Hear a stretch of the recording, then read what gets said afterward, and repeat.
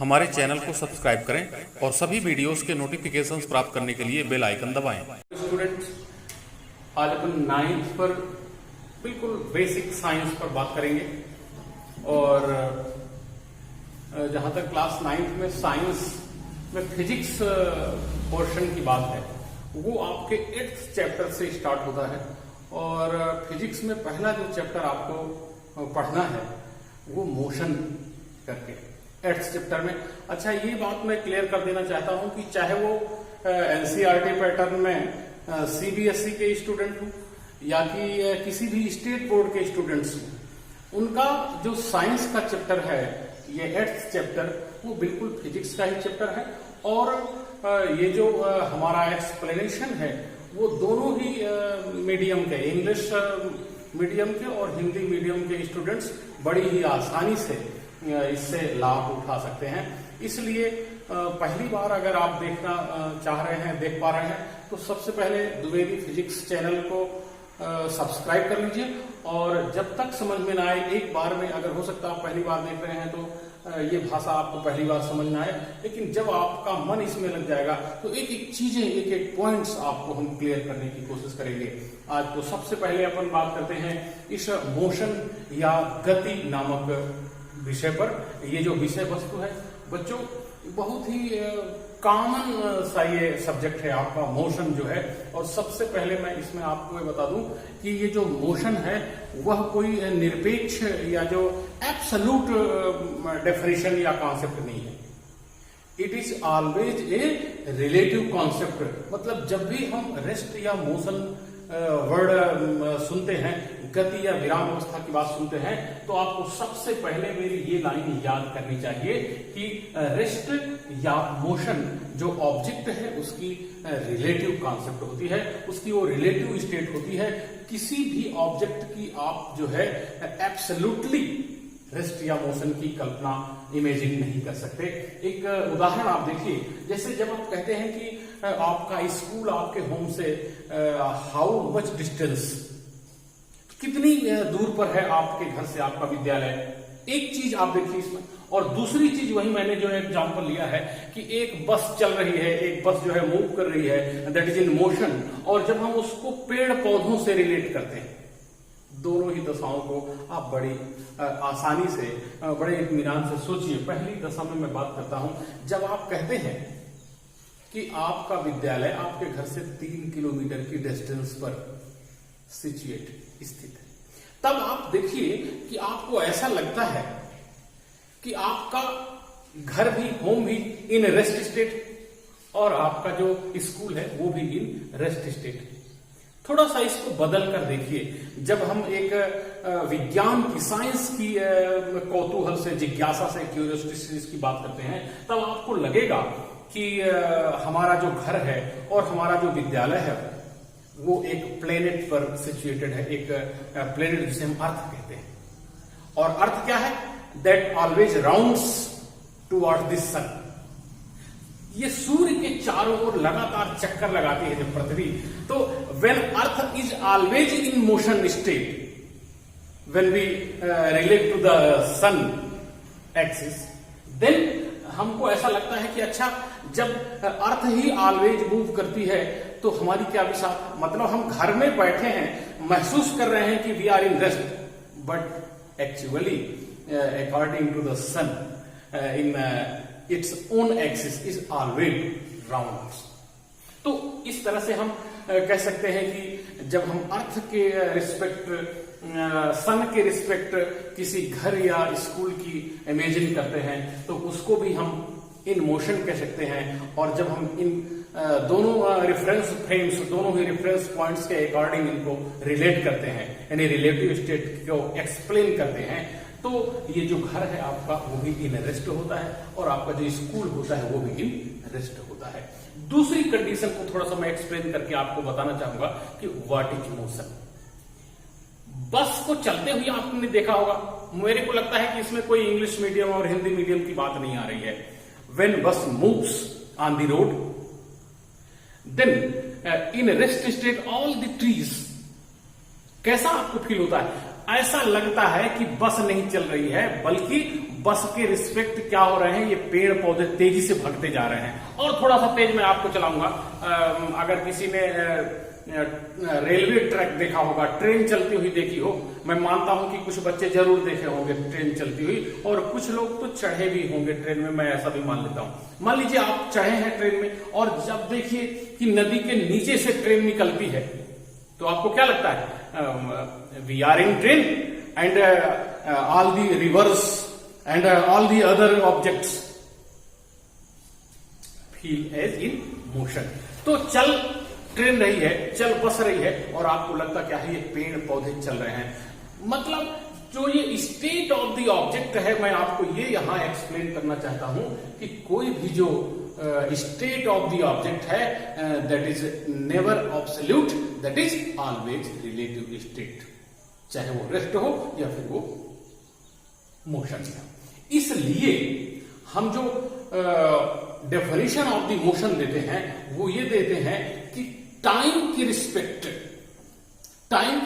कोई ऑब्जेक्ट जो है अपनी पोजीशन को चेंज करता है कि नहीं करता है, और इस फॉर्म में we define the motion. Means motion is the change of the position of the object with respect to the time. समय के सापेक्ष यदि कोई ऑब्जेक्ट अपनी पोजीशन को चेंज करता है या करती है, कर पा रहा है, तो उसे हम इन मोशन कहते हैं। तो ये परिभाषा आप इसको याद कर लीजिए। क्या?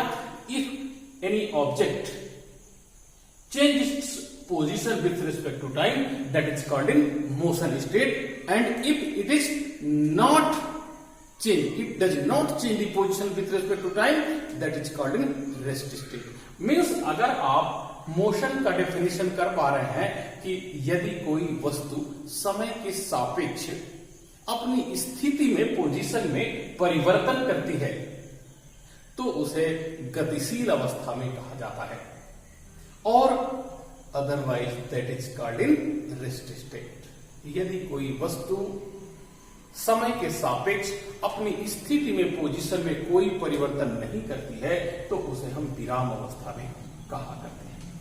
तो ये बच्चों डेफिनेशन होती है मोशन की। जब हम मोशन की बात कर लेते हैं तो कई तरह से मोशन आपको आगे बढ़ना होगा। अगर मैं थोड़ा सा आपको आगे का इमेजिन आपके जहन में खींचूं, आपके माइंड में थोड़ा सा, मैं कहता हूं कि आप धीरे धीरे बड़े होने वाले हैं, तो मैं आपको दिखाऊंगा कि ये जो साइंस है, कभी फिजिक्स लगेगा, और फिजिक्स में तमाम तरह की फिजिक्स होगी, तो इसमें मैं थोड़ा सा आपका दिमाग मोशन की डिफरेंट स्टेज में ले जाऊंगा। मोशन होता है, देखिए आप साइकिल चलाते हैं, आप मोटरसाइकिल ड्राइव करते हैं, आप एक कार को स्ट्रेट लाइन में चलाते हैं, और थोड़ा सा और आगे चले जाएं, मान लीजिए आप आंख बंद कर लीजिए, मैं आपको एरोप्लेन में उड़ाता हूं। अब तीनों क्या हैं? वो रिलेटिव स्टेट्स इन मोशन है। मतलब तीनों ही मोशन के एग्जाम्पल हैं, लेकिन तीनों को आपको लगना चाहिए कि सर पहला अलग है, दूसरा अलग है, तीसरा अलग है। थोड़ा सा आपको मैं बड़ा करके बताता हूं इसको। जब आप स्ट्रेट लाइन में अपनी साइकिल या कार को ड्राइव करते हैं, तो उसको motion along the straight line कहा जाता है, and it is the easiest state of the motion. मतलब जब भी आपको सबसे सरल गति की बात करनी हो, that is called motion along to straight line. दूसरा, आप डायरेक्शन चेंज करते हैं, अर्थ पर ही आप चल रहे हैं, आप डायरेक्शन चेंज करते हैं, मतलब you are in motion in a plane. Plane means not aeroplane, plane means a square. जैसे ये आपका ग्रीन बोर्ड है, इसको आप एक प्लेन मान लें, समतल जिसे कहते हैं इन हिंदी। तो ये जो है एक स्क्वायर है, मतलब इसकी एक लेंथ होती है, इसकी एक विड्थ होती है।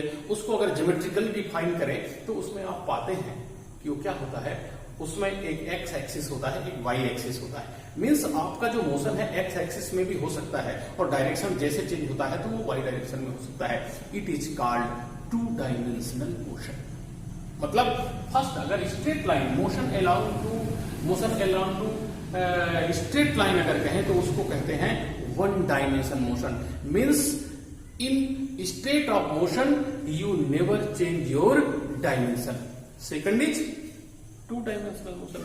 And third, when you flying in the air, तब वो क्या होता है 3-dimensional motion.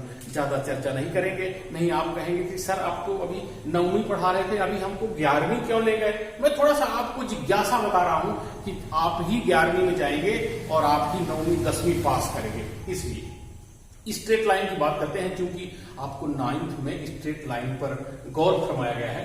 स्ट्रेट लाइन में देखिए एक छोटा सा बिल्कुल सरल सा चित्र हमने बनाया.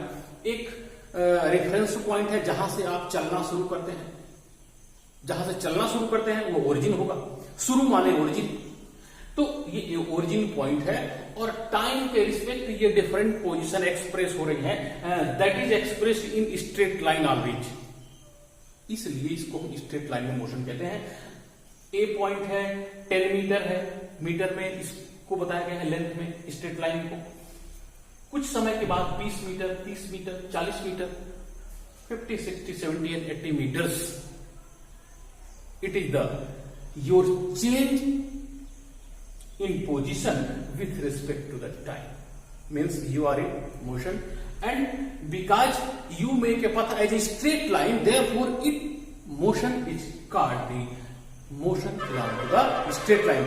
क्योंकि आपकी जो पोजीशन में स्थिति में जो परिवर्तन है वो सरल रेखा में हुआ है, स्ट्रेट लाइन में हुआ है, इसलिए हम इस मोशन को मोशन इन स्ट्रेट लाइन कहते हैं बच्चों. अब देखिए इसमें जो है एक ओरिजिन पॉइंट होता है और जहां तक आप चलते हैं वहां तक आप चल लीजिए और उसके बाद आप स्टे कर लीजिए. तो अब जो ओरिजिन स्टेट है मतलब इनिशियल पोजीशन है और एक फाइनल पोजीशन है, इन दोनों के बीच एक डिफरेंस है. तो ये जो डिफरेंस आया इन मोशन मतलब रेस्ट स्टेट से आप जो मोशन स्टेट दिखा रहे हैं उसमें जो डिफरेंस है उसको किसी ना किसी तरह से डिफाइन करना चाहिए, एक्सप्रेस करना चाहिए. तो यही एक्सप्रेशन बच्चों क्या कहलाता है, डिस्टेंस कहलाता है. मतलब अब आप फिजिक्स की एक क्वांटिटी पा लेते हैं जिसे हम कहते हैं डिस्टेंस. तो डिस्टेंस क्या होता है, total length of the path between the initial position and final position.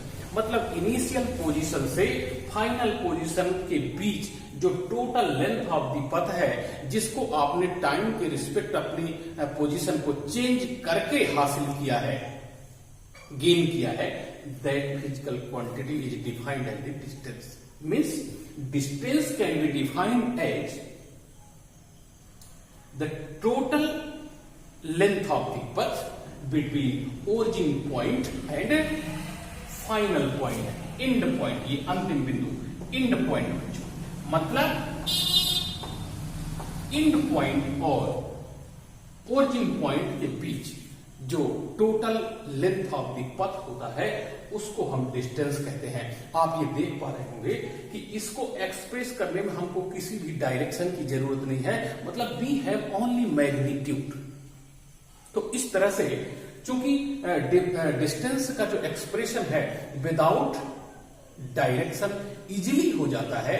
It has only the magnitude, therefore it is called scalar quantity. मतलब जो दूरी है उसे हम अदिश राशि के रूप में जानते हैं. आगे हम बात करेंगे एक सदिश राशि पर, यानी जब हम मोशन की डेफिनेशन देंगे विथ डायरेक्शन तो उसको कहेंगे डिस्प्लेसमेंट या विस्थापन. आइए देखते हैं कैसे. देख रहे थे कि जो चेंज इन पोजीशन है उसमें केवल मैग्नीट्यूड की बात होती है, उसमें डायरेक्शन की कोई वैल्यू या इंपॉर्टेंस नहीं है. अब अगर हम देखें कि मोशन में अगर डायरेक्शन को हम अवॉइड कर दें तो क्या कुछ हानि होती है. एक एग्जांपल देखिए, बहुत ही सरल एग्जांपल मैं आपको बता रहा हूं. ये सिद्धार्थ द्विवेदी हैं, O पॉइंट पर स्टे. ठीक है, विथ रिस्पेक्ट टू टाइम ये क्या है, सबसे पहले ईस्ट चल रहा है, ये पूर्व दिशा में ए पॉइंट पर आए जो O से 10 मीटर की दूरी पर है. फिर ये चलते चलते बी पॉइंट पर आ गए, that is at 25 metre from the O. फिर ये साउथ में 15 मीटर और फिर वेस्ट में 15 मीटर और फिर डी से ये सीधे 15 मीटर ए तक पहुंच जाते हैं. अब आप बताइए इसमें अगर हम डायरेक्शन की बात मेंशन ना करें तो ऐसा नहीं लगता कि कोई चीज हम छोड़ रहे हैं। तो ये जो है एक नई न्यू फिजिकल क्वांटिटी होती है जिसको हम कहते हैं डिस्प्लेसमेंट। तो displacement is the real distance between the initial position and final position. कैसे? Initial position is O point and final position is A point. तो जब हम डिस्टेंस की बात करते हैं तो that is the total amount as a length of the path. मतलब इस 10 मीटर को भी आप जोड़िए, इस 15 मीटर को भी आप जोड़िए, इस 15 मीटर को भी जोड़िए, इस 15 मीटर को भी जोड़िए, इस 15 मीटर को भी जोड़िए। तो ये 25, 15, 40, 15, 55, 15, 70, तो ये जो है 70 metres from initial point to final point A, that is called distance. लेकिन जो real change in position at a definite direction वो क्या है? From O to A direction, तो वो क्या है? ओनली 10 मीटर्स है, ओनली 10 मीटर्स। तो इन दोनों का जो डिफरेंस है वो फिजिकल क्वांटिटी के रूप में हम डिफाइन करते हैं। Means displacement is a other important physical quantity that is defined as object की फाइनल पोजीशन व इनिशियल पोजीशन के बीच एक डेफिनिट डायरेक्शन में जो मिनिमम डिस्टेंस है वो है डिस्प्लेसमेंट। मतलब minimum distance between the origin point या initial point and final point in a definite direction. एक निश्चित दिशा में प्रारंभिक बिंदु, मूल बिंदु और अंतिम बिंदु के बीच की जो न्यूनतम दूरी होती है बच्चों, उसको हम क्या कहते हैं? डिस्प्लेसमेंट कहते हैं। अब देखिए, आपने इसमें बार बार किसका जिक्र किया है? डायरेक्शन का। यानी it have direction as well as magnitude. Without direction displacement can not be defined. It is very important. मतलब जब आप मैग्नीट्यूड के साथ साथ डायरेक्शन को भी डिफाइन करते हैं तो वो जो नई क्वांटिटी आती है उसको हम डिस्प्लेसमेंट कहते हैं। आप समझ सकते हैं कि जो हम पुराना पहले वाला उदाहरण डिस्टेंस में दिए थे, देखिए कैसे ये जो डिस्प्लेसमेंट है वो डिस्टेंस की तुलना में कितना कम होता है। कहां 10 मीटर और कहां ये 70 मीटर्स। तो it is the difference between distance and displacement. ये क्वेश्चन कभी कभी बच्चों बड़ी सरलता से आपसे पूछ लिया जाता है। आपसे कहा जाता है कि डिस्टेंस और डिस्प्लेसमेंट के बीच में डिफरेंस के 3 पॉइंट्स आप एक्सप्लेन करें। Very simple. तो पहला पॉइंट आप दोनों को डिफाइन कर लीजिए।